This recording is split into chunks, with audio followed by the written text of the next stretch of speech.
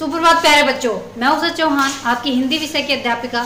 तो आज हम फिर से शुरू करने जा रहे हैं पार्ट 1 डर का सामना। तो हमने प्रीवियस वीडियो में पार्ट 1 डर का सामना का सार किया था, उसके बारे में हमने कुछ डिस्कस किया था। मैं आशा करती हूँ कि आपको वो अच्छे से समझ में आया होगा और आपने मेरे कहे अनुसार उस चैप्टर को अच्छे से रीड किया होगा। क्योंकि बेटा आप अगर चैप्टर को अच्छे से रीड करोगे तभी आप जो पार्ट में जो हमारे चैप्टर में जो एक्सरसाइज दी गई हैं उनको आप आसानी से कर पाएंगे। तो उन एक्सरसाइज पे जाने से पहले इस पार्ट में जब आपने पढ़ा होगा तो इसमें बहुत से ऐसे शब्द आए होंगे जो आपको कठिन लगे होंगे, है ना। कठिन शब्द का मतलब क्या होता है? क्या होता है कठिन शब्द से आप क्या समझते हो? मेरे अनुसार तो कठिन शब्द कौन से होते हैं बेटा, कि जो शब्द हमारे चैप्टर में आ रहे हैं, जिन शब्दों का हम अर्थ नहीं जानते हैं, नहीं जान पा रहे हैं, वो कठिन शब्द होते हैं। ना कि दिखने से या पढ़ने से कि कोई शब्द है वो आपसे पढ़ा नहीं जा रहा है तो वो कठिन शब्द हो गया, ऐसा नहीं होता। कठिन शब्द वही होते हैं जिनका जो मीनिंग, जो अर्थ है हमें नहीं पता होता है, वही शब्द हमारे लिए क्या होते हैं? कठिन होते हैं। क्यों? क्योंकि जिन शब्दों का अर्थ हमें पता होता है उनको हम चाहे पढ़ रहे हैं तो हमें वो कठिन लग रहे हैं पढ़ने में, लेकिन जब हमें उनका अर्थ पता है, इजी अर्थ पता है, तो हम उनके अनुसार उन्हें लिख देते हैं। तो ये आपके जो चैप्टर है, आपके चैप्टर में कुछ कठिन शब्द दिए गए हैं जिनके शायद मीनिंग आपको कुछ का पता होगा, कुछ का नहीं पता होगा, लेकिन हम बारी बारी से सभी का डिस्कस करेंगे। तो इनको डिस्कस करने से पहले अभी हम प्रीवियस वीडियो की बात करते हैं, तो उसकी थोड़ी सी हम पुनरावृत्ति कर लेते हैं कि पाठ के सार में हमारा क्या हुआ था। तो पाठ के सार में 2 मुख्य किरदार थे, तीसरी उनकी माँ थी। जो तो पहले जो किरदार थी वो थी कासवी, जो यहाँ पर हैं, और दूसरी किरदार था केशव।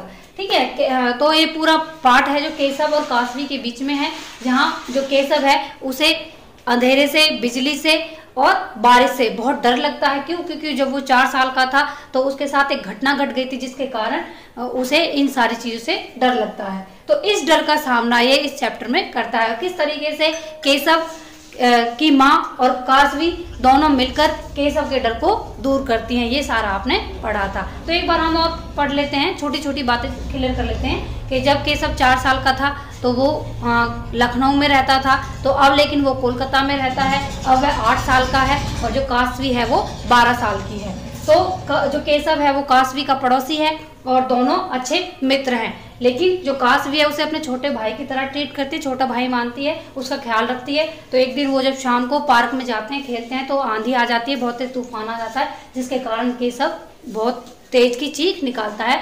तो कासवी अपने आंखें खोलते देखते हैं तो वो किसी को अपने सामने नहीं पाती है। वो केशव को चारों तरफ ढूंढती है, उसे नहीं मिलता है। वो उसके घर जाती है, उसके घर जाकर जो दृश्य वो देखती है उसको देखकर वो बहुत दुखी हो जाती है। उसको पता नहीं होता है कि किस तरीके से जो उसका दोस्त केशव है वो किन किन चीज़ों का सामना कर रहा है, अपनी लाइफ में कितनी चीज़ों से परेशान है। ये सारी चीज़ें देखकर वो परेशान हो जाती है। फिर इस परेशानी को जो केशव की माँ है वो भांप लेती हैं, मतलब कि समझ जाती हैं। फिर वो कासवी को सारी चीज़ें बता देती है कि जब केशव 4 साल का था तो हम लखनऊ में रहते थे। वहाँ पर जो केशव है वो अपने जो घर के पीछे गड्ढा था उसमें गिर जाता है और ज़्यादा बारिश होने की वजह से और तूफान आने की वजह से उसकी जो आवाज़ है कोई नहीं सुन पाता है। वह 2-3 घंटे तक उस गड्ढे में फंसा हुआ होता है, जिसके कारण वो बारिश से, आंधी से, तूफान से डरने लग जाता है। कभी भी बारिश होती है तो इसी तरीके से अपने आप को एक कमरे में बंद कर लेता है, बहुत तेज चिल्लाने लग जाता है, रोने लग जाता है। ये सारी चीज़ें वो अपने जीवन में झेल रहा होता है। तो कासवी तो उसकी माँ से बात करती है, कहती है कि हमें केशव को समझा बुझाकर इन परेशानी से दूर निकालना होगा। तो कासवी की माँ समझाती हैं कि हाँ, मैं मुझसे मनोचिकित्सक के पास लेके जाती हूँ, अब ऐसे धीरे धीरे करके हम इसका डर का दूर कर देंगे। तो अंत में यही होता है, कासवी और उसकी माँ दोनों मिलकर केशव को उसके डर का सामना करवा देती हैं और उसका डर दूर हो जाता है। ये था हमारा पाठ का सार। तो अब कुछ शब्द हैं, कठिन शब्द जो आए हैं उन्हें धीरे धीरे हम पढ़ेंगे। तो सबसे पहले है स्वतः। स्वतः का मतलब होता है बेटा अपने आप, स्वयं का। ठीक है। स्पर्श। स्पर्श मतलब किसी चीज को छूना या छुअन। ठीक है। नेक्स्ट हमारा सांत्वना। सांत्वना देना मतलब कि किसी को समझाना, है ना। किसी जैसे कि जब केशव अपने आप को बंद कर लेता है कमरे में तो उसकी माँ उसको सांत्वना देती है कि सब कुछ ठीक हो जाएगा। ठीक है। किसी को समझाना। प्रेरित करना, किसी चीज के लिए उसे प्रेरित करना, मतलब कि उसे किसी काम के लिए कहना कि तुम कर सकते हो, उसे आगे मोटिवेट करना, आगे बढ़ाना, ये होता है प्रेरित।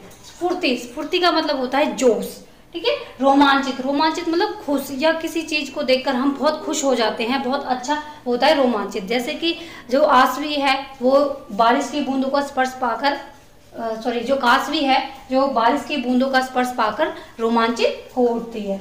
सुरक्षित, सुरक्षित मतलब अपने आप को सही महसूस करना, या ठीक ठीक या अच्छी तरीके से रखा हुआ, तो वो होता है सुरक्षित। मनोचिकित्सक, तो बेटा मनोचिकित्सक कौन होते हैं? जब हमारे दिल या दिमाग में किसी चीज की जो डर बैठ जाता है उसे दूर करने वाला इंसान, वो होता है मनोचिकित्सक। तो मनोचिकित्सक कैसे काम करते हैं? चलो छोटी सी बात करते हैं मनोचिकित्सक के ऊपर। मनोचिकित्सक कैसे काम करते हैं? वो कोई जो, जैसे मान लीजिए जो केशव है, वो उसे बिजली से डर लगता है, बिजली के कड़कने से, बादलों के गड़गड़ाने से और बारिश की बूंदों से उसे डर लगता है। तो वो उनको बताते हैं कि वो कि जो आपके साथ बचपन में हुआ था वो एक हादसा था, वो वरना बारिश की बूंदें बहुत अच्छी होती हैं, उन्हें स्पर्श करके देखिए। तो धीरे धीरे ऐसे समझा बुझा के उनके डर को दूर कर देते हैं। नेक्स्ट है हमारा गड़गड़ाहट। तो गड़गड़ाहट और कड़कड़ाहट, इन दोनों के बीच में बेटा डिफरेंस होता है। देखिए गड़गड़ाहट किसके लिए यूज किया जाता है? बादलों की जब आवाज होती है, बादल गरजते हैं, बादल आवाज करते हैं, तब उसको कहते हैं हम बादलों की गड़गड़ाहट, मतलब बादलों की आवाज जो कि बहुत जिसकी आवाज है वो थोड़ी मोटी होती है, जिसमें घर्षण होता है। फिर होता है कड़कड़ाहट। कड़कड़ाहट क्या होता है? बिजली की आवाज को कड़कड़ाहट बोला जाता है। जो बिजली की आवाज है इसे कड़कड़ाहट क्यों बोलते हैं? क्योंकि बिजली की आवाज थोड़ी कैसी होती है? थोड़ी पतली होती है, ठीक है। अब समझ में आया ना? गड़गड़ाहट और कड़कड़ाहट।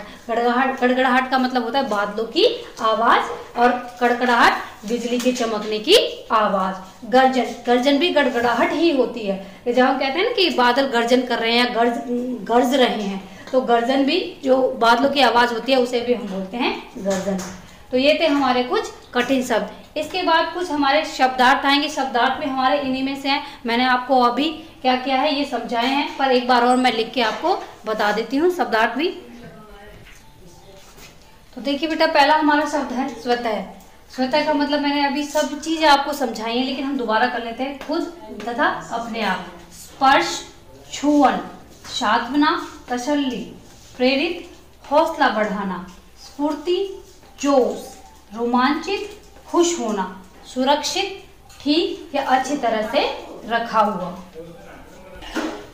नेक्स्ट है बेटा मनोचिकित्सक। मन व दिमाग से जुड़ी बीमारियों व डर का इलाज करने वाला इंसान, ठीक है। मनोचिकित्सक कौन होता है? जो मन और दिमाग से जुड़ी हुई बीमारियां होती हैं या कोई डर हमारे अंदर बैठ जाता है तो उसको ठीक करने वाला। भांप लेना, पता लग जाना, मतलब कि बिना बताए किसी चीज का हमें पता लग जाना कि भाई उसे ये चीज पता लग चुकी है। सूचित करना, सूचित करना मतलब किसी को किसी चीज के बारे में बताना। फिर है चैन की सांस लेना। चैन की सांस लेने का मतलब होता है आराम मिलना, ठीक है बेटा। तो ये थे हमारे कुछ क्या कठिन शब्द और शब्दार्थ। तो इसके बाद हम आओ करें 1, आओ करें 2 और आओ करें 3 के बारे में डिस्कस करेंगे, जो कि आपको आओ करें 1, आओ करें 2 तो आपको अपनी बुक में लिखना है। बाकी शब्दार्थ, कठिन शब्द और आओ करें 3 आपको अपनी हिंदी की उत्तर पुस्तिका अर्थात हिंदी की नोटबुक में लिखना है। तो देखिए बेटा, ये है हमारा आओ करें 1। तो देखिए क्या है हमारा आओ करें 1। कहानी के अनुसार वाक्यों के आगे सही या गलत वाक्यों के सामने गलत का चिन्ह लगाइए। तो हमारा पहला वाक्य है कासवी 13 वर्ष की थी और केशव 8 वर्ष का था।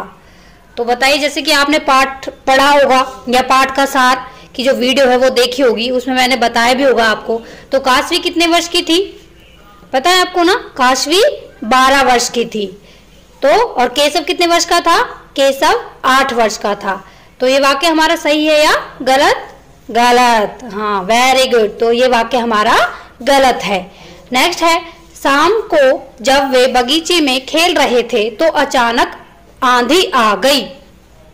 तो जब वो बगीचे में खेलने गए थे तो तब एकदम क्या आ गया था? अचानक से क्या आ गया था? तूफान आ गया था ना। तो तूफान को हम क्या बोलते हैं? आंधी भी बोलते हैं ना। तो ये वाक्य हमारा सही है। नेक्स्ट है हमारा बारिश की बूंदों का स्पर्श पाकर काशवी बहुत खुश हुई। काशवी खुश हुई थी या दुखी हुई थी? खुश हुई थी। Very good. तो बारिश की बूंदों का स्पर्श पाकर काशवी बहुत खुश हुई थी। तो ये हमारा वाक्य क्या है, सही है। नेक्स्ट है हमारा, केशव ने अपने आप को रसोई घर में बंद कर लिया था। तो बताइए, रसोई घर में बंद किया था या किसी कमरे में बंद कर लिया था अपने आप को? तो ये वाक्य हमारा गलत है। कमरे में बंद किया था ना, तो केशव ने अपने आप को कमरे में बंद कर लिया था, ना कि रसोई घर में। नेक्स्ट है हमारा, केशव की माँ ने काशवी की बेचैनी को भांप लिया था। अर्थात वह समझ गई थी कि काशवी बहुत डर चुकी है और बहुत बेचैन हो चुकी है। ये सही है या गलत है? ये वाक्य हमारा सही है। Very good. तो इसका मतलब आप लोगों ने जो वीडियो है वो सही से देखी है और जो चैप्टर है वो भी आप लोगों ने अच्छे से रीड किया है। तो नेक्स्ट है हमारा,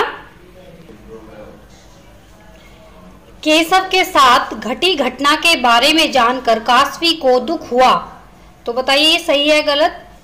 जो काशवी है वो केशव के साथ घटी घटना को सुनकर या देखकर परेशान हुई थी या खुश हुई थी? दुख हुआ था ना उसको, वो परेशान हो गई थी, तो इसलिए हमारा वाक्य सही है। नेक्स्ट है हमारा, माँ उपचार के लिए केशव को मनोचिकित्सक के पास लेकर जाती थी। मनोचिकित्सक के पास लेकर जाती थी ना? हाँ, वेरी गुड। ये भी हमारा सही है। अपने दोस्त को प्रसन्न देखकर काशवी बहुत दुखी हुई। अर्थात जब उसका जो दोस्त है केशव अपने डर का सामना कर रहा था, बारिश में वो भीग रहा था, तूफान में भी वो वहाँ पर खड़ा हुआ था, बरामदे में बैठा हुआ था, तो वह बहुत खुश था, दुखी नहीं था, वह उसको डर नहीं लग रहा था। तो ये सारी चीजें देखकर जो काशवी है वो काफी दुखी हुई थी या खुश हुई थी? खुश हुई थी ना, तो दुखी नहीं हुई थी, तो इसीलिए ये वाक्य गलत है। तो नेक्स्ट है हमारा, आओ करें दो। तो बेटा देखिए, जो आओ करें दो हैं, इसमें क्या दिया गया है, दिए गए शब्दों को उनके अर्थ से मिलाइए। तो देखिए बेटा, ये आपके कुछ शब्द हैं, इस तरफ ये शब्द हैं और ये आपके अर्थ हैं, इनको इनसे आपको मिलाना है। तो पहला है हमारा स्वतः। तो स्वतः का मतलब क्या होता है? अपने आप। अपने आप होता है ना। सांत्वना। सांत्वना का मतलब क्या होता है? अभी मैंने समझाया था आपको, तसल्ली देना किसी को। परामर्श। परामर्श मतलब किसी से सलाह मांगना। नेक्स्ट है स्फूर्ति। स्फूर्ति का मतलब होता है जोश। जोश होता है ना। नेक्स्ट है हमारा सुरक्षित। सुरक्षित का मतलब होता है ठीक या सही प्रकार से रखा हुआ। ठीक है। रोमांचित। रोमांचित मतलब खुश करने वाला, है ना, खुश करने वाला जिससे हमें खुशी मिलती है। प्रेरित करना। प्रेरित करना का मतलब होता है किसी का हौसला बढ़ाना, है ना, किसी को किसी काम के लिए क्या करना, प्रेरित करना, उसका हौसला बढ़ाना कि तुम कर सकते हैं। तो ये था हमारा आओ करें दो। तो बेटा आओ करें एक और आओ करें दो मैं फिर से बता रही हूँ, आपको अपनी बुक में करना है। नेक्स्ट है हमारा आओ करें तीन। तो देखिए बेटा आओ करें तीन है, ये आपको आपकी जो हिंदी की नोटबुक है उसमें करना है। इसमें क्या है, दिए गए प्रश्नों के उत्तर कॉपी में लिखिए। ठीक है, जो प्रश्न दिए गए हैं इनके उत्तर आपको आपकी जो हिंदी की नोटबुक है उसमें आपको ये लिखने हैं। तो देखिए बेटा पहला क्या है, केशव और काशवी कौन थे? तो केशव और काशवी एक दूसरे के मित्र थे। तो केशव और काशवी क्या थे? मित्र थे। काशवी ने बारिश में क्या किया? क्या किया था काशवी ने बारिश में? बताइए। काशवी ने बारिश में जाकर बारिश की बूंदों को क्या किया था? स्पर्श किया था, उनको महसूस किया था।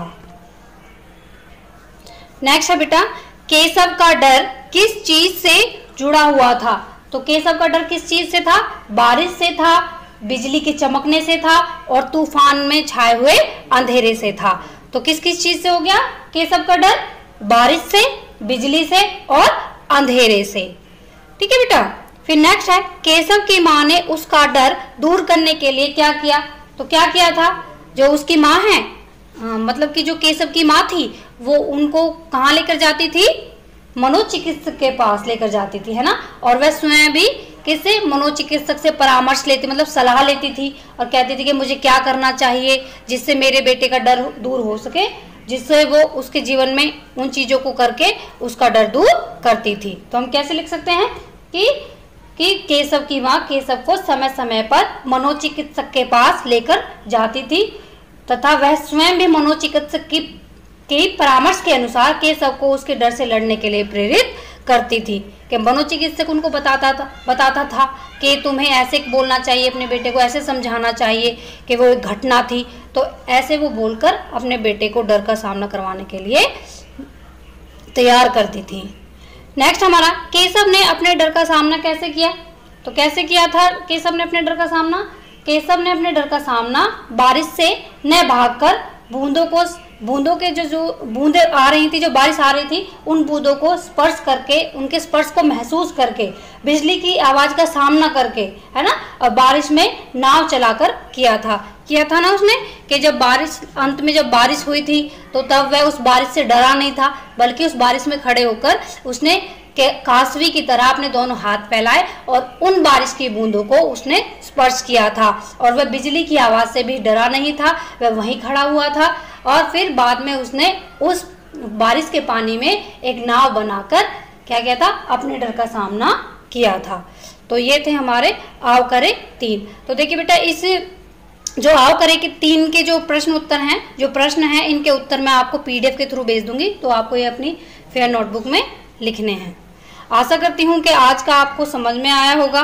अगर आपकी कोई भी डाउट है, कोई भी आपको परेशानी है, तो जो हमारी लाइव क्लास होगी आप उसमें मुझसे कंसल्ट कर सकते हैं। तब तक के लिए धन्यवाद।